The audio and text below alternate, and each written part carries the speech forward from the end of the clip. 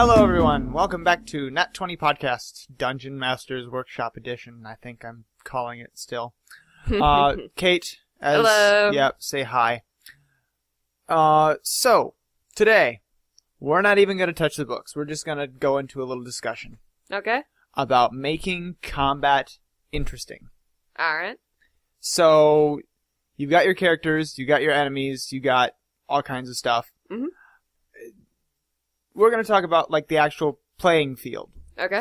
And one of the things a lot of DMs kind of, pass off on is actually making an active combat field. You want to make it interesting. You don't just want, Pokemon battles like in Pokemon Coliseum where it's like you encounter something and all of a sudden, Clear space. Clear space with ample room to move around. You want a little challenge for your players. So if they get attacked in a very narrow tunnel, they might not be able to swing the giant sword on their back. They may have to get a little creative about it. You have to remember that one square on the D&D field represents 5 feet. Depending on the blade. Yeah. If you're, Cloud from Final Fantasy, I guess. That's kind of what I'm thinking. Some of those anime characters, their blades like 10 feet long, so...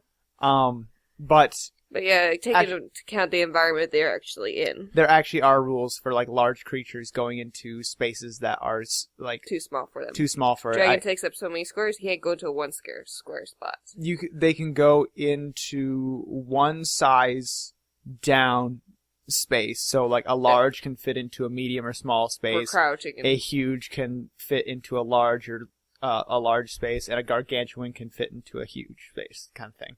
Just like reality.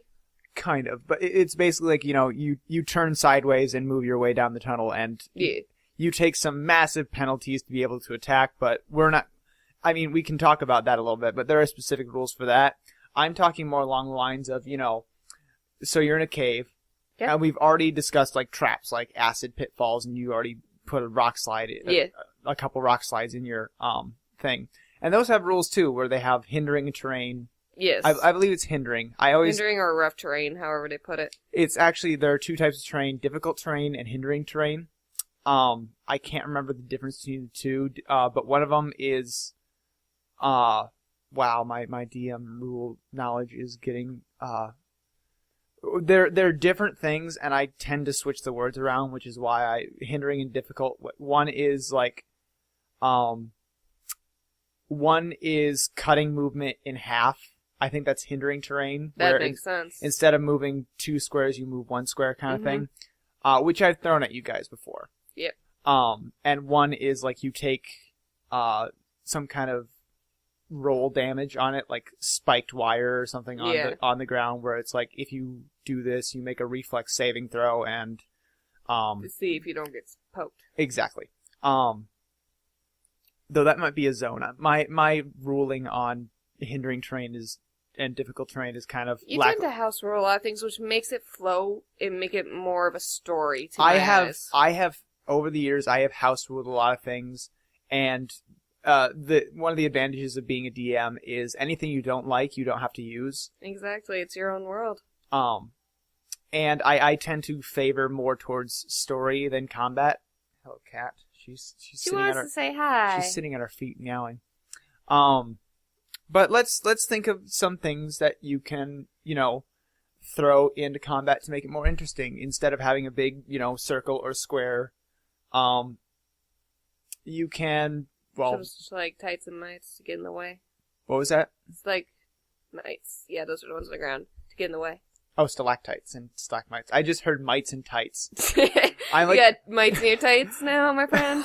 No, I was thinking of, like, tiny little mites wearing tights dancing around, like, what does that have to do with anything? Well, it's a distraction. I guess it makes somebody stand there and ponder for a second before somebody hits them in the head with a club. It just that just makes me think of the Paragon Path for Artificer. I think it's Clockwork Soldier, where you basically, like, pull a string on your jacket and, like, thousands of tiny little robots fall down and create a zone of difficult terrain for enemies. But, yeah, you can have, like, stalactites and stalagmites. I tend to stay away from, like, layers, because that's when, like, range and line of sight rules come in and to then play. It gets complex quick. I mean, I've thrown in 3D terrain before, where, you know, you can climb on top of this cart, but it takes takes an extra step. It takes an athletics check to jump up there, kind of thing. And you can do that, but I tend to have a rule of like no more than 5 feet of distance. You don't want to put a whole lot. Otherwise, but yeah, if you're behind the cart, you have cover from anyone in front of it.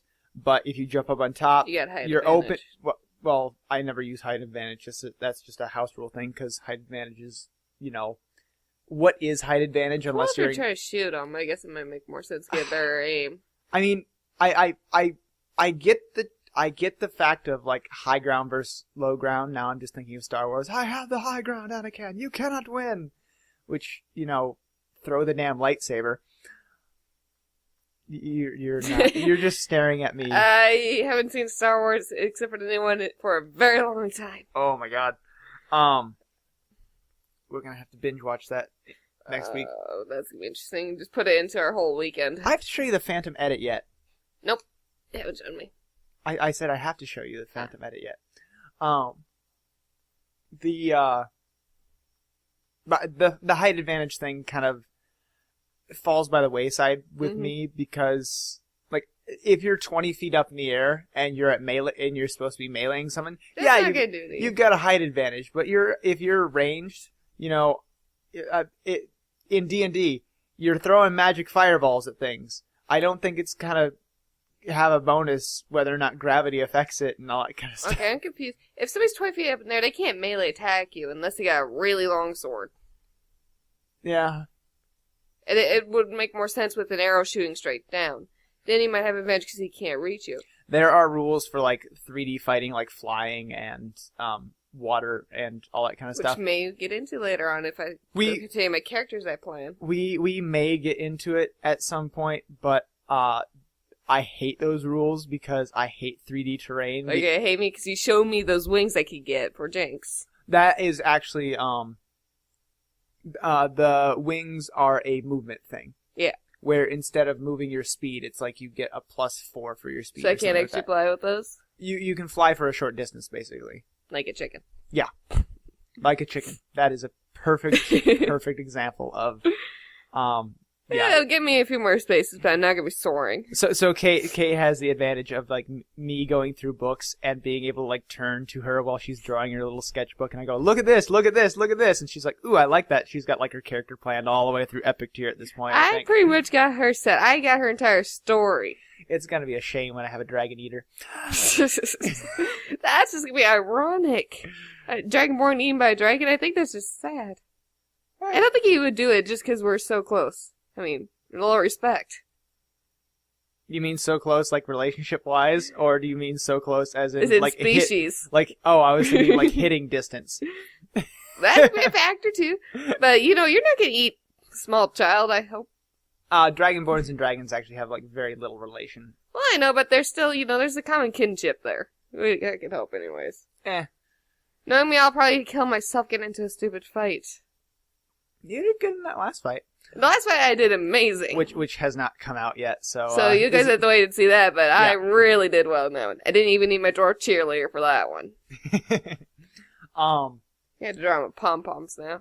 But we discussed traps. That's another way of making combat interesting, you know, putting an acid pit in the middle of the dungeon, or even something that the players can use themselves. You know, they're fighting a horde of enemies. Try to lure them into the pit. There's a cauldron of boiling oil that's, you know, if they do good on the, skills challenge to get to said dungeon, you know, the goblins or whatever didn't have time to tip the boiling oil over for them, so they get a chance to use it. They get a chance to use it on the goblins if they can get over there fast enough. Other things such as just, your setting itself, kind of. Yeah. I don't recommend doing this, but there's actually there's a ritual called Blaze the Trail, where literally all nature moves like 10 squares away from you in order that you can just move in a straight line across any terrain. And it's really annoying when your damn wizard has that activated in the middle of a fight, and the DM is constantly moving trees around. So you no longer have line of sight, or you're knocked over, It's so annoying. I don't recommend it, but that was an epic fight. Even though we were fighting things like, 4 levels lower than us, we almost got killed. You just can't keep your eyes on them because everything was moving. The entire, he didn't even build that fight around the fact that we had blazed the trail. He built that fight around the fact that I'm just going to annoy them with some things that, their entire job was to move us around and keep us from surrounding them. That's all their powers did. It was like hit, and they move an enemy so many squares. Hit. The problem was they kept hitting the damn wizard, and I kept getting knocked over. Damn pine trees. Yeah, watch out for them. They're vicious. Mm-hmm. They are. Another thing you can do is zones in your nice. I'm gonna have to edit that big bump out. Thanks. I had an itch. You don't have to itch the microphone along with your eye. Well, when your demand is pressed against my face the entire time, it tends to happen. But you can have zones of an area, such as the village is burning down because a cult is, here. The side of a house falls down and suddenly you have a zone of fire in the middle of your battleground. Not a bad idea. There is actually fire damage built into the game, like you step into a campfire. I think it's like either 1 or 2d4 of damage depending on how hot the fire is, how bad bad the fire it is. So it's not deathly threatening, but it's enough to annoy you, yeah. And well, depending on how bad you're doing and depending on your character, it could be quite a problem. And also, depending on what you're fighting, fire could be your advantage. Or even certain warlock powers are like, if the enemy is on fire, then, add an extra d6 to damage or something like that. There are certain items and stuff like that. Or there's actually a magical item that I've played with that requires you to set something on fire at least once a day. Otherwise, it stops giving you bonuses. So you have to be a pyromaniac. You're not going to give that one to Zach, are you? Oh, no. I'm thinking of giving Zach the Eye of Vecna. Ooh, that's going to be interesting. You have no idea what the No, eye but it sounds interesting. It requires you to physically remove your own eye in order to use. Well, that's going to be interesting to watch him attempt that. Hoot can help with that. Nah, I'm not going to give him the Eye of Vecna. That's just too evil for the rest of you. There are certain magic items that they're great if you're playing a very linear campaign. Yeah. But I'm trying to keep you guys very open world-y, where you can make the decisions. I'm obviously, putting hints of you can go here or you can go here, and basically what you guys are doing is my version of playing Skyrim, where it's okay, the main quest is there, but my closest quest marker is over here. And currently you guys are just okay, what's the closest quest? Deet, deet, deet, that one! At least we're going somewhere. It's in the opposite direction of where we want to go, but look! It's shiny! That's our entire group. If you said there's some glinting in the sun on that horizon, we'll chase it until we figure out, that's actually the sun over there. You guys all have your vices. There is some of you where it's ooh, look, shiny. Ooh, look, shiny. Ooh, look, big boobs. Ooh, look, big boobs. Ooh, look, you won't die over here. I'm staying here. I think I know who that last one is. Garrett. Yeah. Well, he's the bad decision maker. Says Kate. I'm still playing ahead. Says the ranger who doesn't play a ranger the way rangers are supposed to ranger. You need a multi-class into fighter just to be... You helped me set up my character. You know I knew nothing. You said I want a character that can wield 2 weapons, and I said 2-weapon fighter or ranger. I like ranger. Okay, ranger. You should have given me a little more info. Well, my second character is a lot more better balanced. She has 3 or 4... intermediary characters of what she's gonna run if her current character dies. I got about 6 backups just in case. I love creating characters though, so it's kind of my thing. I love all the different species. I do creating characters is one of the more fun things. It is a drag when you start getting into the math behind it. That's where I let you do it. I create the actual physical character. Yeah, or give her a background. Actually, my least favorite is actually choosing the powers I'm going to use. Yeah. Because it literally says in the player's handbook, you don't have to go by description, Dragon's Breath doesn't have to look like, or Dragon, dang it, what's the damn sorcerer power? Concussive Burst doesn't have to look like a purple You shockwave. You could change it how you like. Yeah, you can do Skin it whatever as you wish. you can do whatever you want. I once had a warden Wilden who he had a like basically wardens are not elemental. They're like they use the power of nature to change their bodies into like big flaming snakes, or like have icicles come down their eyelids and turn the entire arena into snow. And I had a Wilden who is essentially a wood person, who when he turned into his fire form, he set himself on fire. Makes sense. Short, sweet, simple. He just grabbed a set of matches and set himself on fire to become his fire form. He was an entertaining character. I bet he was. He was a bit of a masochist. Well, if you're burning yourself, I would assume so. I even had a feat.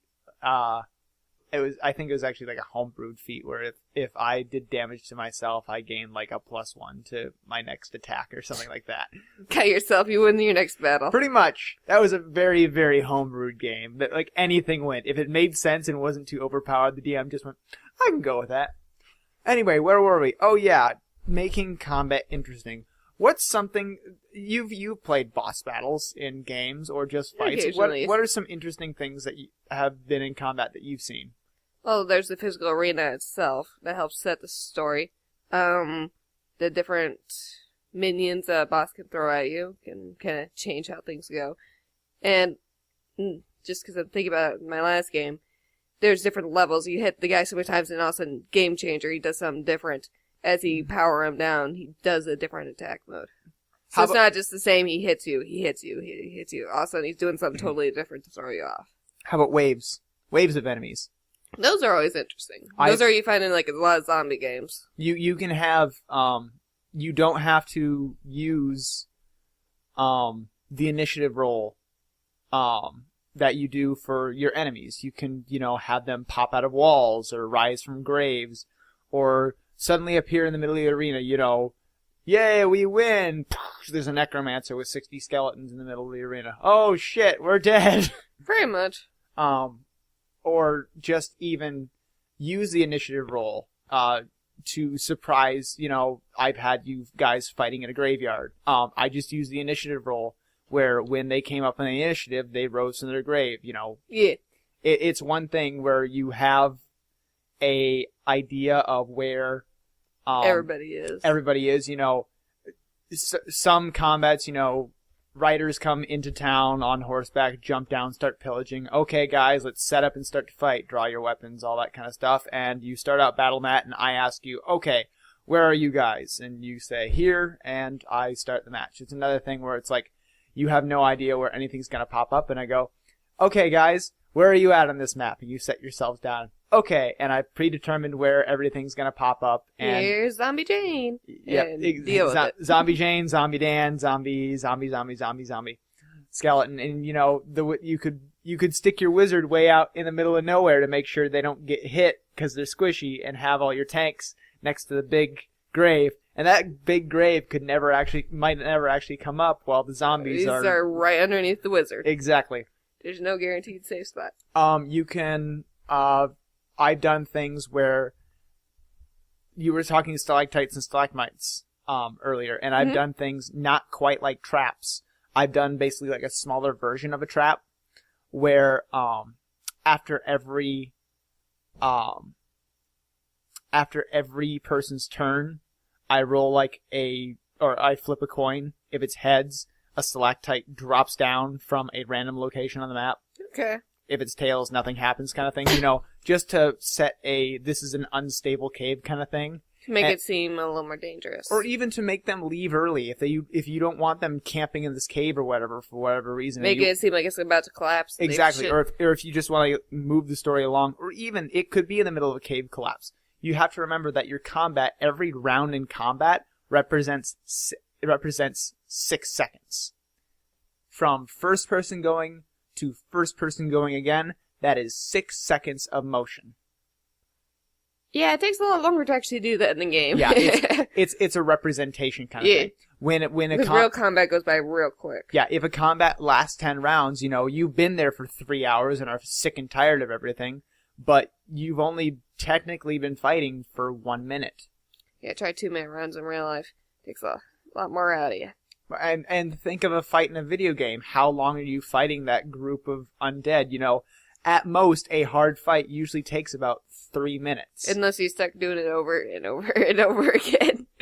Kate just got done playing Legend of Zelda: The Wind Waker, and she was I having had a problem stabbing him in the head, alright? I finally got it, though. But yeah, you have to think of, like, how long does actually combat persist? And if you're in the middle of a rock slide, you know, the entire cave isn't gonna come in all at once. It's gonna come down chunk by chunk by chunk at a faster rate, kind of Unless there's, like, an explosion that sets off the whole thing, then it's coming down a lot quicker. Then you wrangle your artificer and tell him to stop throwing explosives. Zach. Zach's not an artificer. Well, he's the one who's always causing explosions in our games. That's just a sword mage thing. This is Zach. He swapped out that power, I think, last level, so you should... Okay. No, Booming Blade is still his main go-to. Never mind. Yeah, things are still blowing up. Things are still blowing up. Yep. Think of things that you can put in... So we talked about difficult terrain and hindering terrain. You can also paint a picture of, like, what exactly is in the thing. Like the Dragon's Hoard. If you're fighting on top of the treasure, do you think gold coins and jewels are easy to get at? No, that's going to be slippery terrain. Yeah, that's going to be slidey and, you know, take a couple... You have to watch your step a little bit. Mm-hmm. Or even if you're on, like, a mountain, at the end of each move, like, at the end of everyone's move action, have them roll a athletics check or an acrobatics check or some kind of check, and if they fail that check, they slide down half that movement or something like that. That's a good idea. Kind of keeps them off balance and keeps them working. Of course, then you have to realize, like, how tall is this damn treasure thing? It's like 60 foot high. Oh my god. Well, in my story, it could be quite a bit. But, you know, on the mountainside, you got lots of room to play with. Yeah. You know, if you're in the sewers, how thick is that water? Will it suck you down? Just make your feet sticky. Yeah. Suck your boots off. That's always annoying. There's like certain items and powers that will like grant you the ability to walk on water and stuff like that, which, you know, is this magical liquid actually water? Will it freeze? No, it doesn't. It's lava. Ah! I don't know why I did that, but yeah, we're just, so those are a few things to come into thinking about when you're trying to think of what to make your combat zones like, to make your maps. I hate coming back to video games because there's a huge war on the internet between video games and D&D, like, oh my god, video games stole so much about D&D. And D&D's a freeform world. It's impossible to have a game that doesn't borrow something from it. And it's also it's so wide space. And a lot of video games are based in that old-fashioned role-playing kind of thing. Because it's in style that a lot of people know. It's easily adapted. I mean, it's just a very usable. It's already got the math worked out. Yeah, I mean, nowadays you're not gonna find anything that doesn't at least borrow something from something else. Well, if you think about even the aspects of most role-playing games as is, you have your intelligence, you have your charisma, you have your strength, you have your endurance. You know, they may have different names, such as, you know, charisma might be looks or something like that. Mm-hmm. That a different game, but they all are basically the same skills chart kind of thing. Some with your mind, body, and health usually. Yeah. It just breaks down your essence into surviving, what your personality is like, and how likely you are to live. Every game's got it. Every game's got it. And with that, I think shorter episode today. I'm not sure if we actually hit too well on the fact I wanted to do. We kind of easily distracted. I love my segues. I should just buy a Segway and ride it around town. I love my Segways that much. If you do get the little one that doesn't have a handle, then you can have a lot more fun with it. But yeah, just something to keep in mind as a DM for every DM. Create an environment. Don't just have a flat plane. Yeah, because then there's nothing to interact with. Yeah, I mean, flat planes have their place. You know, you're in a dream world. You find yourself standing on a dark disc in the middle of absolute nothing. even then, that's setting up an environment, but it's still a flat terrain kind of thing. But yeah, but don't be afraid to play with it. You use your imagination to your advantage. So with that, I'm Jacob. And this is Kate. Have a good day, and next week we should be back to your normal scheduled program. Hopefully. We're going to Iowa City this weekend, and hopefully we can get more stuff recorded. Get some stuff recorded for you guys. Live show! That'd be interesting. Bye. Bye. Thank you for listening to the Nat 20 podcast. If you like what you heard, please give us a good rating on iTunes. If you want to see the video version, please take a look at us at Security Goats on YouTube. Have a good day. If you have any questions, comments, concerns, or just sarcastic remarks, please email us at nat20podcast@gmail.com.